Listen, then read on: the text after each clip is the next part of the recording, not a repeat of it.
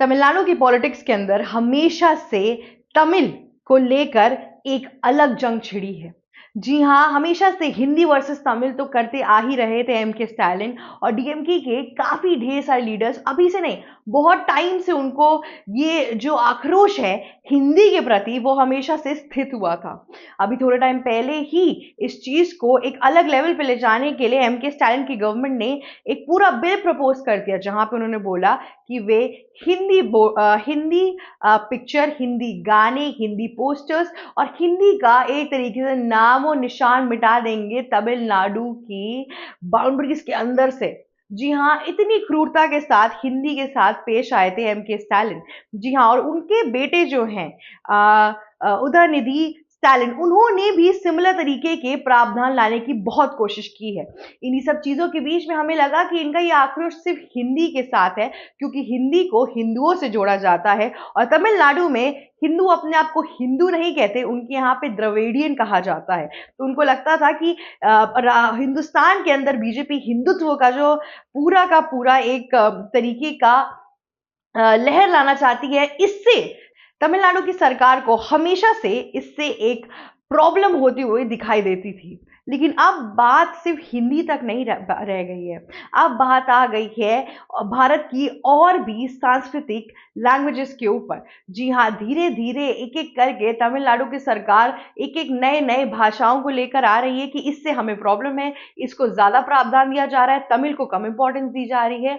और साथ ही साथ इतना ही नहीं, उसकी आलोचना करना शुरू कर रही है। जब उनसे किसी भी डेवलपमेंट के बारे में आप बात कर लीजिए या फिर उनसे किसी और चीज के ऊपर आप बात कर लीजिए, जी हाँ, एम के स्टालिन और उनके बेटे के पास अब मुझे लगता है कोई और टॉपिक नहीं बचा है सेंटर से आलोचना करने के लिए, तो वे ये लैंग्वेज वाला टॉपिक सीधा सीधा सामने सामने ले आते हैं। इस बार तो हद ही हो गई जब एम के स्टालिन के बेटे उदयनिधि स्टालिन ने, और ये एक चीज मैं आपको और बता दूं, तमिलनाडु के डेप्यूटी चीफ मिनिस्टर भी यही हैं, इन्होंने सामने सामने लाया कि संस्कृत एक नया इशू बन चुका है इंडिया के अंदर। जी हाँ, तमिलनाडु के डेप्यूटी सीएम ने साफ साफ बोला कि संस्कृत यूनिवर्सिटीज को ज्यादा फंड देती है सेंटर और तमिल यूनिवर्सिटीज को इतने फंड्स मिलते ही नहीं है। इस पूरे देश के अंदर 18 संस्कृत सेंट्रल यूनिवर्सिटीज हैं वर्सेस तमिलनाडु की बस एक सेंट्रल यूनिवर्सिटी है। अब उदयनिधि स्टालिन ने ये बात सामने लाई कि तमिल यूनिवर्सिटीज क्यों नहीं बन रही हैं, सेंटर की तरफ से सारा पैसा सिर्फ संस्कृत को दिया जा रहा है। और उन्होंने यहाँ पे भी संस्कृत को हिंदुओं के कल्चर से जोड़ा और साथ ही साथ फिर से बीजेपी पे एक नया इल्जाम लगाया कि ये सिर्फ हिंदुओं के साथ ही और उनके हित के लिए बात करते हैं और इसीलिए संस्कृत को प्रमोट कर रहे हैं। आपको किसी ने कभी मना किया है कि आप तमिल यूनिवर्सिटीज ना खुलाए जाए? ऐसे कोई प्रावधान नहीं है। अगर आप रूल बुक के अंदर देखेंगे या फिर कॉन्स्टिट्यूशन के अंदर देखेंगे तो उसमें सीधा सीधा ये है कि जितनी भी क्या कहते हैं मल्टी लैंग्वेज यूनिवर्सिटीज लगी खुलेंगी उस हिसाब से उनको फंडिंग मिलेगी। तो यही बात पे, इसी बात पे काउंटर करते हुए बीजेपी के लीडर तमिलनाडु से के अनामलाई ने सीधे सीधे बोला कि आप उदयनिधि स्टालिन को कि आप यूनिवर्सिटीज खुलाइए ना, आप एक काम करिए, आपको अगर तमिल की सेंट्रल यूनिवर्सिटी उड़ीसा में खुलवानी है आप खुलवाइए, वेस्ट बंगाल में खुलवानी है खुलवाइए, आपको जहां खुलवानी है खुलवाइए। और अगर सरकार तब आपको पैसा देने से मना करेगी तब ये एक इश्यू है या फिर एक प्रॉब्लम है। लेकिन अगर सरकार आपको इस चीज से मना ही नहीं कर रही है, आप अपने दिमाग में एक मनगढ़ंत कहानी बना रहे हैं और साथ ही साथ संस्कृत जो इतनी पुरानी सभ्यता और भाषा है जिससे तमिल भी निकल के आया है, उसके ऊपर आप ऐसी आलोचनाएं लेकर आ रहे हैं, ऐसे इल्जाम लगा रहे हैं और साथ ही साथ आप उसकी डिसरिस्पेक्ट कर रहे हैं। जी हाँ, संस्कृत इस देश की ही नहीं पूरी दुनिया की सबसे पुरानी लैंग्वेज है, one of the most oldest language आप कह लीजिए कि सारे लैंग्वेजेस में अगर आप देखेंगे तो संस्कृत भी बहुत पुरानी मानी जाती है। और वो सिर्फ हम भारतीय संस्कृति का एक पार्ट नहीं है, हमारी सभ्यता है, हमारी जो पूर्वजों की दी हुई एक देन है और उसकी इस हिसाब से डिसरिस्पेक्ट करना। साथ ही साथ इनका एक और काउंटर भी आ जाता है, ये कहते हैं कि तमिल इससे भी बहुत पुरानी सभ्यता है, तमिल संस्कृत से भी पुरानी एक लैंग्वेज है, जबकि संस्कृत से ही निकला एक पार्ट है तमिल। लेकिन ये सब बस एक काउंटर पार्ट है जो एम के स्टालिन की गवर्नमेंट बहुत टाइम से देते आ रही है। हिंदी का आलोचना करते करते थक गए और उनको लगा कि अब कुछ नहीं हो रहा है, तो संस्कृत की तरफ शिफ्ट हो जाते हैं। ऐसी एक सोच लेकर यहाँ पर एम के स्टालिन का बेटा आ चुका है। जी हाँ, डिप्यूटी चीफ मिनिस्टर हो के आप भारत की इतनी पुरानी सांस्कृतिक भाषा को इस हिसाब से बोल रहे हैं, वो गलत है। उदयनिधि स्टालिन ने सीधा सीधा बोला कि तमिल स्पीकर्स तो अभी हैं भी, संस्कृत के जो स्पीकर्स हैं वो खत्म हो चुके हैं, मर चुके हैं, अब वो इतने तरीके से आपको मिलेंगे भी नहीं इस मार्केट के अंदर कि अगर कोई संस्कृति में बात कर रहा है, तो इसलिए तमिल को ज्यादा इंपॉर्टेंस देनी चाहिए। संस्कृत एक ऐसी भाषा नहीं है कि जिसमें आप सिर्फ बात कर सके, पर एक सभ्यता है, उसके अंदर हमारे वेदास लिखे हुए हैं और कितना कुछ आपके पास इस टाइम पे प्रेजेंट है। अगर आप बात कर भी नहीं रहे हैं, नहीं भी कर रहे हैं, तो उसका कोई मतलब नहीं होता है। किसी भी लैंग्वेज का प्रचलन सिर्फ उसके बोलचाल से नहीं होता है, उसमें कितनी चीजें लिखी हुई गई होती हैं, कितनी पौराणिक कथाएं लिखी हैं, इससे भी उसका वास्ता होता है। और अभी भी हमारे जितने श्लोक हैं वो सारे संस्कृत में ही लिखे गए हैं, जिसका उच्चारण हर शादी में होता है, हर पूजा में होता है। तो ये ऐसे बेसलेस एलिगेशंस लेकर आना कोई भी सेंस नहीं देता है। संस्कृत की पढ़ाई बहुत लोग करते हैं, पर तमिल की पढ़ाई स्पेसिफिकली तमिलनाडु के ही लोग करते हैं।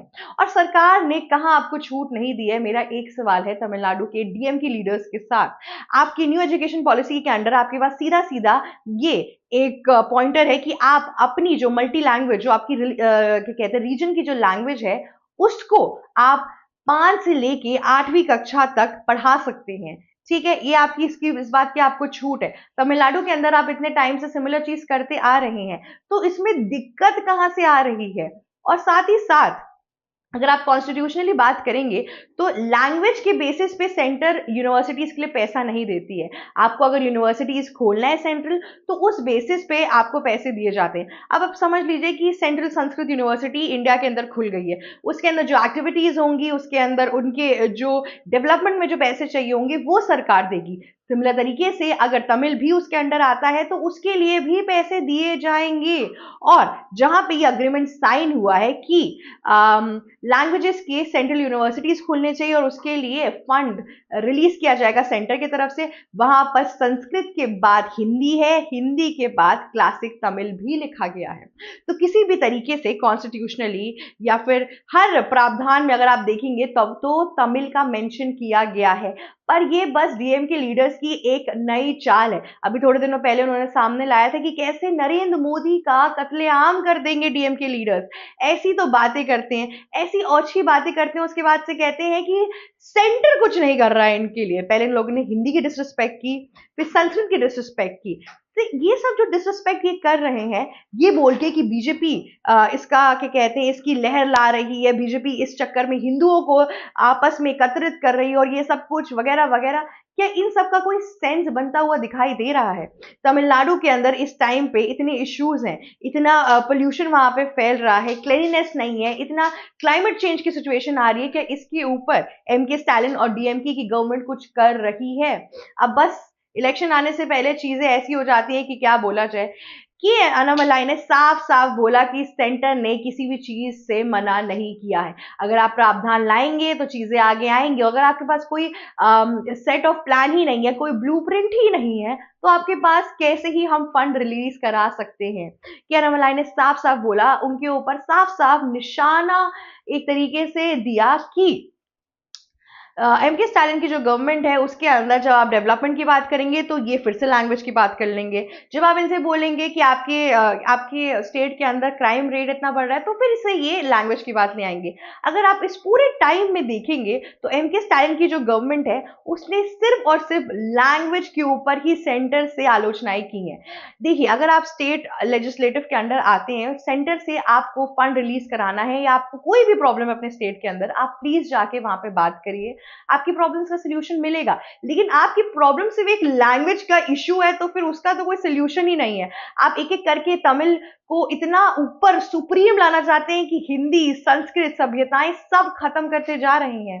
तमिल और हिंदी स्पीकर्स के अंदर कितना डिफरेंस है? अगर आप दोनों का रेशियो देख लेंगे तो 50-50 भी नहीं आएगा, ये 60-40 का भी नहीं आएगा। और ये जो एक डिफरेंस है, ये समझने की जरूरत है ये भारत एक विभिन्न प्रकार का देश है जहाँ पे यहाँ पे डाइवर्सिटी है। सब जगहों पे हर 10 किलोमीटर पे लैंग्वेजेस चेंज होती जाती हैं। उसके अंदर आप किसी एक लैंग्वेज को इतना प्रचलन में लाना चाहेंगे तो ऐसे काम नहीं चलेगा। सिर्फ 2 लैंग्वेजेस इंडिया के अंदर इस टाइम पे सबसे ज़्यादा बोली जाती है। पहली है हिंदी, दूसरी है इंग्लिश। जी हाँ, तो इस बेसिस पे हिंदी को वो स्तर दिया जा रहा था, ना कि इसलिए ताकि हिंदी हिंदुओं से जोड़ती है और हिंदुत्व का राज कराने की कोशिश कर रही है बीजेपी गवर्नमेंट। खैर के एनामलाई ने जो आंसर दिया है उससे मुझे लगता है कि उदयनिधि स्टालिन इतना कुछ सीखेंगे तो नहीं, पर एक तरीके का काउंटर बढ़िया गया है उनके पास। अब देखते हैं कि लैंग्वेज के अलावा एम के स्टालिन की गवर्नमेंट के पास क्या नया आलोचना वाली बात है, कि क्या शिकायत उनको सेंटर से। इन सब चीजों के लिए आप बने रहिए एबीसी हिंदी के ऊपर। नमस्कार दोस्तों, मेरा नाम शिवी चित्रांशी है और आप देख रहे हैं एबीसी हिंदी। हमें प्लीज लाइक, शेयर, सब्सक्राइब और कमेंट करना मत भूलिएगा। Thank you so much for watching us and जाते जाते एंड में प्लीज बेल आइकन हिट कर दीजिएगा। एबीसी हिंदी न्यूज, आज ही जुड़िए हर खबर के साथ।